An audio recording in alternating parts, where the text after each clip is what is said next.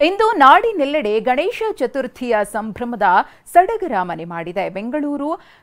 ಬೆಂಗಳೂರು ಕೂಡ ಗಣೇಶ ಹಬ್ಬದ ಸಂಭ್ರಮಕ್ಕೆ ಸಾಕ್ಷಿಯಾಗಿದೆ. ಬೆಂಗಳೂರಿಗರು ಚತುರ್ಥಿ ಅದ್ದೂರಿಯಾಗಿ ಆಚರಿಸಿದ್ದಾರೆ.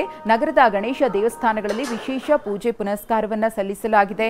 ಪುಟ್ಟೇನಹಳ್ಳಿ ಸತ್ಯಸಾಯಿ ಗಣಪತಿ ದೇವಸ್ಥಾನದಲ್ಲಿ ವಿಶೇಷ ಅಲಂಕಾರವನ್ನು ಮಾಡಲಾಗಿದೆ. ಬೆಳಗ್ಗೆ 6 ಗಂಟೆಯಿಂದ ಪೂಜೆ ಪುನಸ್ಕಾರಗಳು ಆರಂಭವಾಗಿತ್ತು. ಇನ್ನು ದೇವಸ್ಥಾನಕ್ಕೆ ಬರುವ ಭಕ್ತಾದಿಗಳು ಪ್ರಸಾದ ತೆಗೆದುಕೊಂಡು ದೇವರ ಆಶೀರ್ವಾದವನ್ನು ಪಡೆದು ವಿಶೇಷ ಪೂಜೆ ಪುನಸ್ಕಾರದ ಸಂದರ್ಭದಲ್ಲಿ ಗಣೇಶನಿಗೆ ಸರ್ವವೂ ಕೂಡ ಒಳಿತಾಗಲಿ ಅಂತ ಹೇಳಿ ಪ್ರಾರ್ಥನೆಯನ್ನ ಸಲ್ಲಿಸಿದ್ದಾರೆ.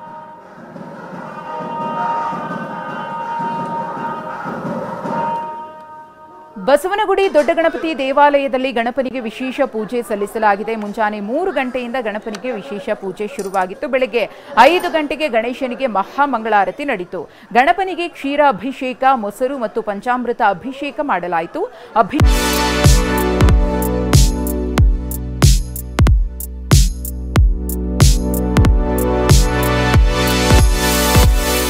ಅಭಿಷೇಕದ ಬಳಿಕ ದೇವರಿಗೆ ಬೆಳ್ಳಿ ಅಲಂಕಾರವನ್ನ ಮಾಡಲಾಗಿತ್ತಲ್ಲ, ಅದನ್ನ ಭಕ್ತಾದಿಗಳು ಕೂಡ ಕಣ್ತುಂಬಿಕೊಂಡ್ರು. ಭಕ್ತರು ಮುಂಜಾನೆಯಿಂದಲೇ ಸರತಿ ಸಾಲಿನಲ್ಲಿ ನಿಂತು ದೇವರ ದರ್ಶನವನ್ನ ಪಡೆದರು.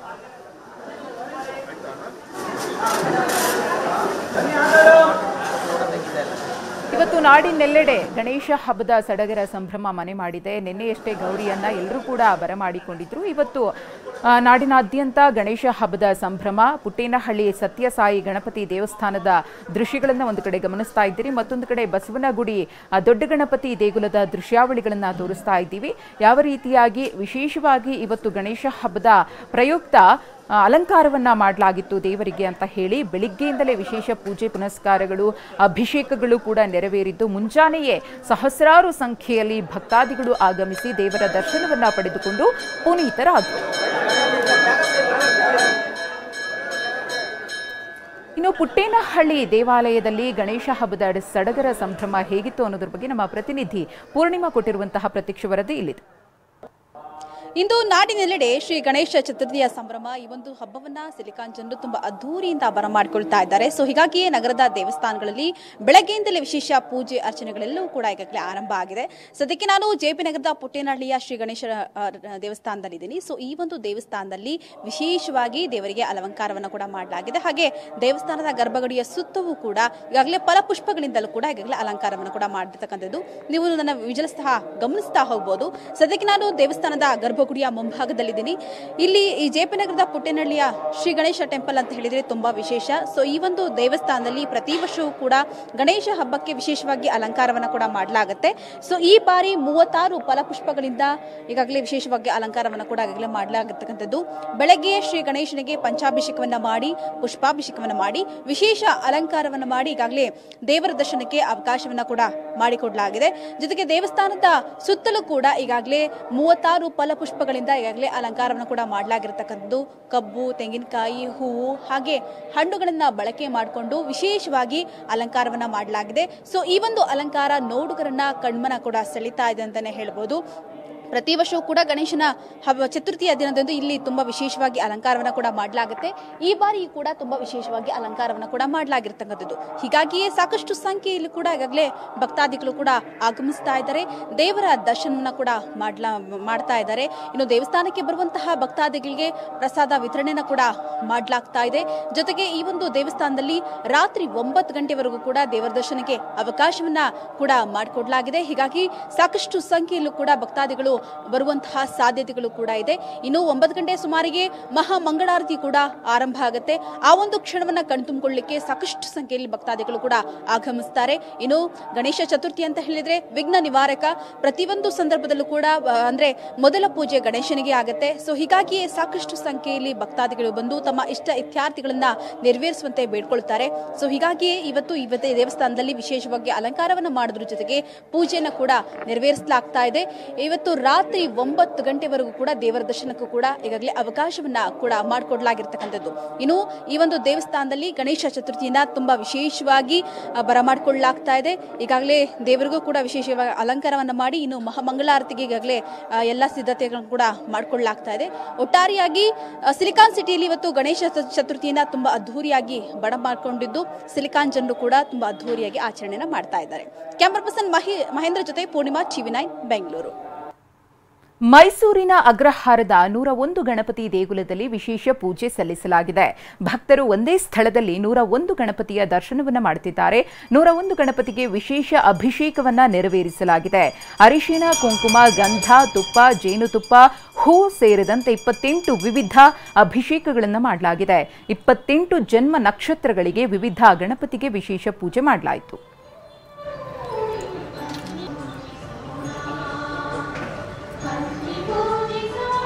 ಮಡಗುಡು ಸ್ವಲ್ಪ ಸರಿ ಬನ್ನಿ.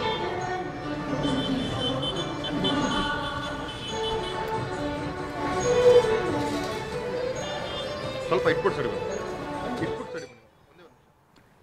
ಮೈಸೂರಿನಲ್ಲಿ ವಿಶೇಷ ಮೂರ್ತಿಗಳ ನಿರ್ಮಾಣ ಮಾಡಲಾಗಿದೆ. ಕಲಾವಿದ ರೇವಣ್ಣ ಅವರ ಕೈಚಳಕದಲ್ಲಿ ಅದ್ಭುತ ಗಣೇಶ ಮೂರ್ತಿಗಳು ಮೂಡಿ ಬಂದಿವೆ. ಮೋದಿ ಜೊತೆ ಯದುವೀರ್ಗೆ ಶುಭ ಕೋರುವ ಗಣಪ ಮೂರ್ತಿಯನ್ನ ಮಾಡಲಾಗಿದೆ. ಅಯೋಧ್ಯ ರಾಮಲಲ್ಲಾ ವಿಗ್ರಹದ ಜೊತೆ ಗಣಪನನ್ನ ನಿಲ್ಲಿಸಲಾಗಿದೆ. ರಾಮಲಲ್ಲಾ ಶಿಲ್ಪಿ ಅರುಣ್ ಯೋಗಿರಾಜ್ ಅವರಿಗೆ ಗಣಪನಿಂದ ಹೂಗುಚ್ಚ ನೀಡ್ತಾ ಇರುವಂತಹ ಕಲೆಯೂ ಮೂಡಿ ಬಂದಿದೆ. ಪವರ್ ಸ್ಟಾರ್ ಪುನೀತ್ ರಾಜ್ಕುಮಾರ್ ಅವರು ಸೇರಿದಂತೆ ಹಲವು ಗಣಪಗಳು ನೋಡುಗರ ಕಣ್ಮನ ಸೆಳೆಯುತ್ತಿವೆ. ಈ ಕುರಿತು ನಮ್ಮ ಮೈಸೂರು ಪ್ರತಿನಿಧಿ ರಾಮ್ ಕೊಟ್ಟಿರುವ ಪ್ರತ್ಯಕ್ಷ ವರದಿ ಇಲ್ಲಿದೆ. ನಾವೀಗ ಮೈಸೂರಿನ ಕುಂಬಾರಗೇರಿಯಲ್ಲಿರುವಂತಹ ರೇವಣ್ಣ ಅವರ ನಿವಾಸದಲ್ಲಿದ್ದೇವೆ.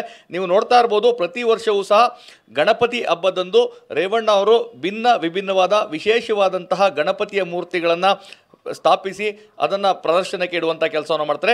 ಈ ಬಾರಿಯೂ ಸಹ ಇದೇ ಮೊದಲ ಬಾರಿಗೆ ಸಂಸದರಾಗಿ ಆಯ್ಕೆಯಾಗಿರುವಂತಹ ಯದುವಂಶದ ಯದುವೀರ ಕೃಷ್ಣದತ್ತ ಚಾಮರಾಜ ಒಡೆಯರ್ ಅವರು ಉದ್ಘಾಟನಾ ಕಾರ್ಯಕ್ರಮದಲ್ಲಿ ಪ್ರಧಾನಿ ನರೇಂದ್ರ ಮೋದಿ ಮತ್ತು ಗಣಪತಿ ಜೊತೆ ಇರುವಂತಹ ಒಂದು ವಿಗ್ರಹವನ್ನು ಅವರು ಮೂಡಿಸಿದ್ದಾರೆ. ಸಾಕಷ್ಟು ಆಕರ್ಷಕವಾಗಿ ಇದು ಮೂಡಿಬಂದಿದೆ. ಪೂರ್ಣ ಕುಂಭಕ್ಕೆ ಜ್ಯೋತಿ ಬೆಳಗುವ ಕೆಲಸವನ್ನು ಯದುವೀರ ಕೃಷ್ಣದತ್ತ ಚಾಮರಾಜ ಒಡೆಯರ್ ಅವರು ಮಾಡ್ತಾ ಇದ್ದಾರೆ. ಆ ಒಂದು ಗಣಪತಿಯ ವಿಗ್ರಹವನ್ನು ಇಲ್ಲಿ ಮಾಡಲಾಗಿದೆ. ಅದರ ಪಕ್ಕದಲ್ಲೇ ನೋಡೋದಾದರೆ ಇಡೀ ದೇಶದ ಗಮನವನ್ನು ಸೆಳೆದಂಥದ್ದು ಅಯೋಧ್ಯ ರಾಮ ಮಂದಿರದಲ್ಲಿ ಬಾಲರಾಮನ ಆ ಒಂದು ವಿಗ್ರಹ. ನಮ್ಮದೇ ಮೈಸೂರಿನ ಶಿಲ್ಪಿ ಅರುಣ್ ಯೋಗಿರಾಜ್ ಅವರ ಕೈಚಳಕದಲ್ಲಿ ಬಾಲರಾಮನ ವಿಗ್ರಹ ಮೂಡಿ ಬಂದಿತ್ತು. 500 ವರ್ಷಗಳ ತಪಸ್ಸು ಏನು ಫಲಿಸಿತ್ತು ಅದನ್ನು ಬಿಂಬಿಸುವ ನಿಟ್ಟಿನಲ್ಲಿ ಬಾಲರಾಮನ ಒಂದು ವಿಗ್ರಹವನ್ನು, ಅಂದರೆ ಏನು ಅಯೋಧ್ಯೆಯಲ್ಲಿ ರಾಮ ಮಂದಿರದಲ್ಲಿರುವಂಥ ಮೂಲ ವಿಗ್ರಹದ ಮಾದರಿಯೇ ಒಂದು ವಿಗ್ರಹ, ಅದರ ಜೊತೆಗೆ ಗಣಪತಿ, ಪ್ರಧಾನಿ ನರೇಂದ್ರ ಮೋದಿ ಮತ್ತು ಆ ಒಂದು ಶಿಲ್ಪವನ್ನು ಕೆತ್ತಿದಂತಹ ನಮ್ಮದೇ ಮೈಸೂರಿನ ಅರುಣ್ ಯೋಗಿರಾಜ್ ಅವರ ಒಂದು ಕಲಾಕೃತಿಯನ್ನು ಮೂಡಿಸುವಂಥ ಕೆಲಸವನ್ನು ಕಲಾವಿದ ರೇವಣ್ಣ ಅವರು ಮಾಡಿದ್ದಾರೆ. ಈ ಮೂಲಕವಾಗಿ ಅಯೋಧ್ಯೆಯ ಆ ಒಂದು ನೆನಪನ್ನು ಹಚ್ಚ ಹಸಿರಾಗಿ ಗಣಪತಿ ಹಬ್ಬದಲ್ಲೂ ಮೂಡಿಸುವಂಥ ಕೆಲಸವನ್ನು ಮಾಡಿದ್ದಾರೆ. ಮತ್ತೊಂದು ಭಾಗದಲ್ಲಿ ನೀವು ನೋಡೋದಾದರೆ ನಮ್ಮ ಕನ್ನಡಿಗ ಏನು ರಾಜ್ಯಪಾಲರಾಗಿ ಆಯ್ಕೆಯಾದರು CH ವಿಜಯಶಂಕರ್ ಅವರಿಗೆ ಪ್ರಧಾನಿ ನರೇಂದ್ರ ಮೋದಿ ಮತ್ತು ವಿಘ್ನ ನಿವಾರಕ ವಿನಾಯಕ ಇಬ್ಬರೂ ಸಹ ಅಭಿನಂದಿಸುವಂತಹ ಒಂದು ಚಿತ್ರಣವನ್ನು ಆ ಕಲಾಕೃತಿಯಲ್ಲಿ ಮೂಡಿಸುವಂಥ ಕೆಲಸವನ್ನು ರೇವಣ್ಣ ಅವರು ಮಾಡಿದ್ದಾರೆ. ಮತ್ತು ಅದರ ಪಕ್ಕದಲ್ಲೇ ಇರುವಂಥದ್ದು ಚಿರಸ್ಮರಣೀಯರಾದಂತಹ ಎಂದೆಂದಿಗೂ ಮರೆಯಲಾಗದಂತಹ ಮಾಣಿಕ್ಯ ಅಪ್ಪು ಅವರ ಆ ಒಂದು ಕಲಾಕೃತಿ. ಗಣಪತಿ ಹಬ್ಬದಲ್ಲಿ ಎಲ್ಲೆಡೆ, ಅಂದರೆ ನಾಡಿನ ಎಲ್ಲೆಡೆ ಗಣಪತಿಯನ್ನು ಏನು ಪ್ರತಿಷ್ಠಾಪಿಸ್ತಾರೆ ಆ ಸ್ಥಳಗಳಲ್ಲಿ ಪವರ್ ಸ್ಟಾರ್ ಪುನೀತ್ ರಾಜ್ಕುಮಾರ್ ಅವ್ರನ್ನ ನೆನಪಿಸಿಕೊಳ್ಳುವಂಥ ಕೆಲಸವನ್ನು ಮಾಡ್ತಾರೆ. ಅದೇ ಒಂದು ಕೆಲಸವನ್ನು ಕಲಾವಿದ ರೇವಣ್ಣ ಅವರು ಸಹ ಮಾಡಿದ್ದಾರೆ. ಮತ್ತು ಕೊನೆಯದಾಗಿ ನಮ್ಮ ಕನ್ನಡದ ಕೀರ್ತಿ ಪತಾಕೆಯನ್ನು ರಾಷ್ಟ್ರ ಮಟ್ಟದಲ್ಲಿ ಆರಿಸಿದಂತಹ ರಾಷ್ಟ್ರ ಪ್ರಶಸ್ತಿಯನ್ನು ಪಡೆದುಕೊಂಡಂತಹ ನಟ ರಿಷಬ್ ಶೆಟ್ಟಿ ಅವರಿಗೆ ವಿಘ್ನ ನಿವಾರಕ ವಿನಾಯಕ ಅಭಿನಂದಿಸ್ತಾ ಇರುವಂಥದ್ದು. ನಟನೆಗೆ ರಾಷ್ಟ್ರ ಪ್ರಶಸ್ತಿ ಬಂದಿತ್ತು, ಅದನ್ನು ಸ್ಮರಿಸ್ಕೊಳ್ಳೋಕ್ಕೋಸ್ಕರ ಈ ಬಾರಿಯ ಗಣಪತಿ ಹಬ್ಬದಲ್ಲಿ ಒಂದು ರಿಷಬ್ ಶೆಟ್ಟಿಗೆ ಗಣಪತಿ ಅಭಿನಂದಿಸುವಂತಹ ಒಂದು ವಿಗ್ರಹವನ್ನು ಮೂಡಿಸುವಂತಹ ಕೆಲಸವನ್ನು ಮಾಡಿದರೆ, ಈ ರೀತಿಯಾದಂತಹ ವಿಗ್ರಹಗಳನ್ನ ಮೂಡಿಸಿದರೆ ಖಂಡಿತವಾಗಿಯೂ ಇದು ಎಲ್ಲರ ಗಮನವನ್ನು ಈ ಬಾರಿಯ ವಿನಾಯಕ ಚತುರ್ಥಿಯಲ್ಲಿ ಸೆಳೀತಾ ಇದೆ. ಕ್ಯಾಮ್ರಾ ಪರ್ಸನ್ ಪ್ರಮೋದ್ ಜೊತೆ ರಾಮ್, TV9 ಮೈಸೂರು. ಇನ್ನು ನಾಡಿನಾದ್ಯಂತ ಗೌರಿ ಗಣೇಶ ಹಬ್ಬದ ಸಡಗರ ಸಂಭ್ರಮ ಮತ್ತು ದೇಗುಲಗಳಲ್ಲಿ ಪೂಜೆ ಪುನಸ್ಕಾರ ಹೇಗೆ ನಡೀತಾ ಇದೆ ಅನ್ನೋದ್ರ ಬಗ್ಗೆ ಮತ್ತಷ್ಟು ಮಾಹಿತಿಯನ್ನು ಕೊಡ್ತಾ ಹೋಗ್ತೀವಿ. ಬೆಂಗಳೂರಿನ ಬಸವನಗುಡಿ ದೇಗುಲದಿಂದ ನಮ್ಮ ಪ್ರತಿನಿಧಿ ಪೂರ್ಣಿಮಾ ನಮ್ಮ ಜೊತೆಗೆ ನೇರ ಸಂಪರ್ಕದಲ್ಲಿದ್ದಾರೆ. ಹಾಗೆಯೇ ಮೈಸೂರಿನ 101 ಗಣಪತಿ ದೇಗುಲದಿಂದ ನಮ್ಮ ಪ್ರತಿನಿಧಿ ರಾಮ್ ಕೂಡ ನಮ್ಮನ್ನ ಜಾಯ್ನ್ ಆಗ್ತಿದ್ದಾರೆ. ಮೊದಲಿಗೆ ಬಸವನಗುಡಿಯಲ್ಲಿ ಗಣೇಶ ಹಬ್ಬದ ಪ್ರಯುಕ್ತ ಬೆಳಗ್ಗೆಯಿಂದ ಏನೆಲ್ಲ ವಿಶೇಷ ಪೂಜೆ ಪುನಸ್ಕಾರಗಳು ನಡೀತಾ ಇದೆ ಅನ್ನೋದ್ರ ಬಗ್ಗೆ ಪೂರ್ಣಿಮಾ ಅವರಿಂದ ಮಾಹಿತಿಯನ್ನ ತಗೊಳ್ಳೋಣ. ಪೂರ್ಣಿಮಾ, ಹೇಗಿದೆ ಅಂತ ಗಣೇಶ ಹಬ್ಬದ ಸಡಗರ ಸಂಭ್ರಮ?